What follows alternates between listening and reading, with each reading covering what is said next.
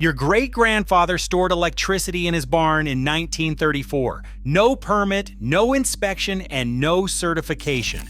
A wind generator and a battery bank from the Sears catalog were exposed to rain, snow, and summer heat. Nobody asked permission, and nobody called it dangerous. Today, you need $500,000 in testing fees and 2 years of paperwork to put a battery on your own wall that is safer than anything your great-grandfather ever touched. American building codes make them nearly impossible to install in your home. By the end of this video, you will learn how to build one. Hi, I'm Oliver, and welcome to Off-Grid Ohms. Subscribe and hit the bell to uncover more electrical secrets. Sodium is the 6th most abundant element in the Earth's crust, 2.6% of everything beneath your feet. Lithium sits at 0.002%. Sodium comes from seawater, from rock salt, from soda ash deposits in Wyoming. The supply is functionally infinite. A sodium ion cell stores 100 to 160 watt-hours per kilogram. Those numbers matter less than this one. Sodium ion cells with non-flammable electrolytes show no thermal runaway in standard abuse testing. Thermal runaway is the chain reaction where a battery heats itself uncontrollably until it catches fire. That phenomenon has not been triggered in this chemistry under conditions that would cause lithium cells to ignite. Manufacturers have demonstrated nail penetration and crush tests with no smoke, flame, or explosion. The United Nations classifies them as non-hazardous for transport at 0 volts. Cycle life on iron-based cathodes reaches 8,000 to 10,000 full cycles in laboratory testing. Your lithium iron phosphate wall battery manages 4,000 to 6,000 full cycles. Operating temperature spans roughly -20 degrees Celsius to +60 degrees Celsius for rated performance. Lithium drops to 50% capacity at -20 degrees Celsius. In Minneapolis in January, your lithium battery is working at half power in an unheated garage. We did not invent this chemistry recently. We already had the opportunity decades ago and abandoned it. In 1901, Edison patented the nickel-iron battery. No lithium in the design. Those batteries reportedly lasted decades, with some units surviving 30 or more years in continuous service. They powered off grid farms across the American Midwest. They tolerated overcharge, deep discharge, and freezing winters. They were effectively indestructible. In the 1930s, Sears Roebuck sold home battery and windmill kits through their catalog.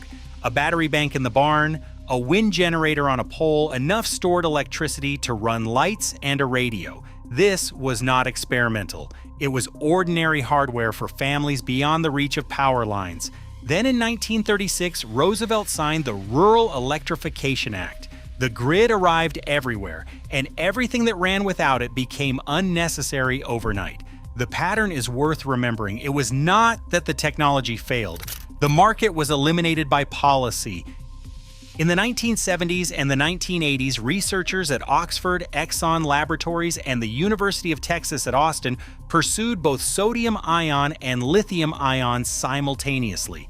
In 1980, John Goodenough at Oxford demonstrated the lithium cobalt oxide cathode. In 1991, Sony commercialized the first lithium-ion cell for camcorders. Lithium won the portable electronics race on legitimate merit. Energy density mattered. Watt-hours per kilogram. For a device in your pocket, weight matters enormously.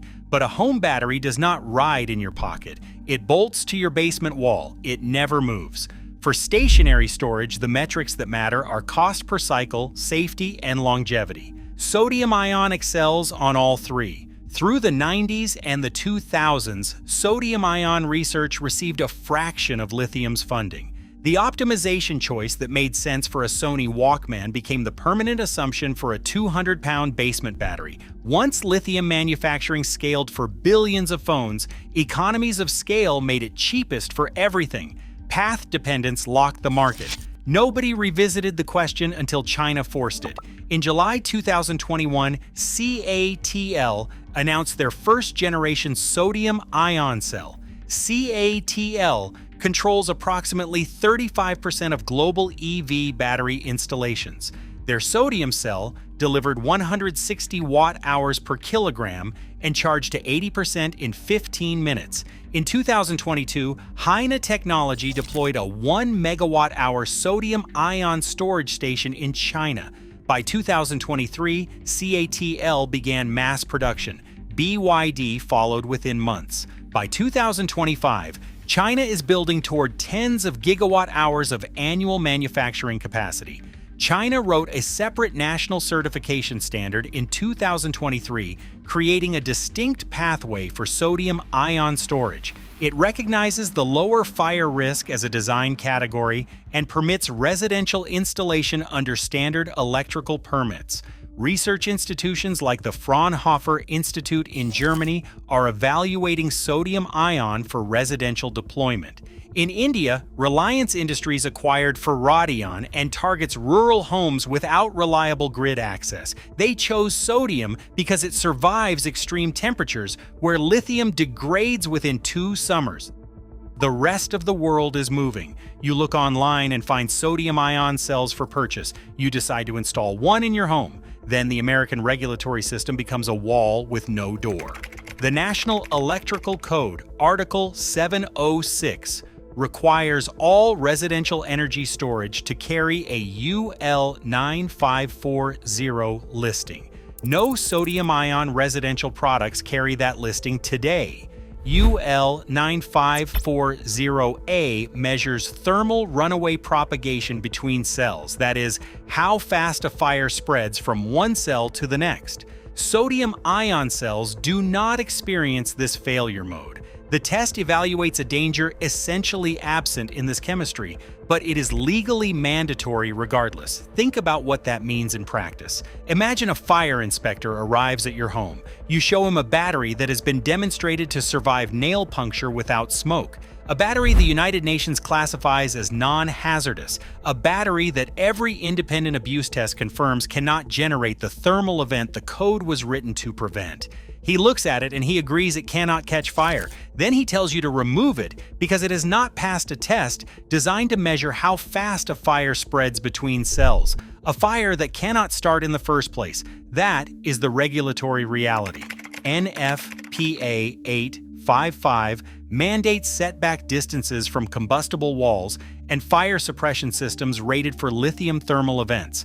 A sodium-ion battery does not generate the hazards these systems mitigate. The code draws no distinction between chemistries.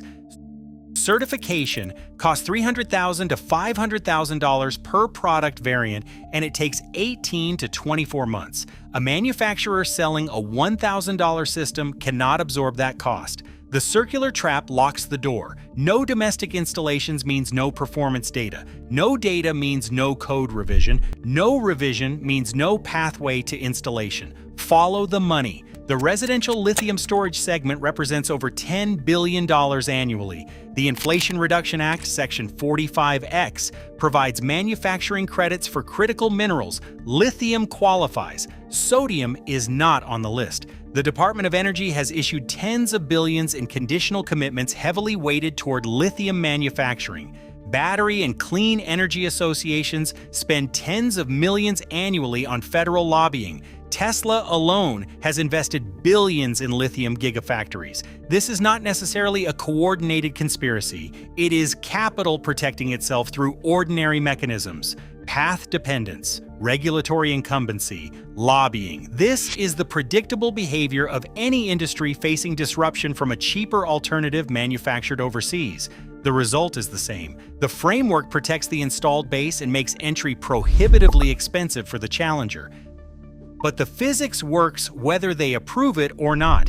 Natron Energy sodium-ion units are commercially available for non-residential applications with UL certification for industrial use. Several jurisdictions exempt outbuildings and agricultural buildings from residential code requirements. Off-grid systems that are not connected to your dwelling panel face more permissive rules, depending on your local authority. Research your local codes before purchasing. The honest limitations. Energy density remains 30 to 40% below lithium. The physical footprint is larger. This chemistry is not suitable for vehicles. Commercial products have not yet demonstrated full laboratory cycle life over real-world timelines. And you should know that self-assembled battery systems carry real electrical risks unrelated to fire, improper wiring, overcurrent conditions, lack of proper disconnect switches. These are legitimate safety concerns that exist regardless of chemistry and deserve respect. But for a battery on your wall, the comparison is clear. Cells at wholesale prices bring a complete self-assembled system to between $3,000 and $5,000, including management electronics and inverter. A Tesla Powerwall 3 costs approximately $9,000 installed. The sodium system lasts longer, operates in extreme temperatures, and presents negligible fire risk. It does not require cobalt with its documented ethical sourcing concerns. The rest of the world knows this. China manufactures it at scale. Europe is piloting residential installations. India targets hundreds of millions of homes. The sodium-ion battery exists today. You cannot easily install one in your home, not because it does not work, not because it is not safe, but because the rules were written for a different chemistry to address a different problem. Those rules will change. The question is whether they change because the industry allows it or because enough people demand it. If this changed how you think about electricity, subscribe to Off-Grid Ohms with Oliver. Please watch the next video appearing on your screen right now.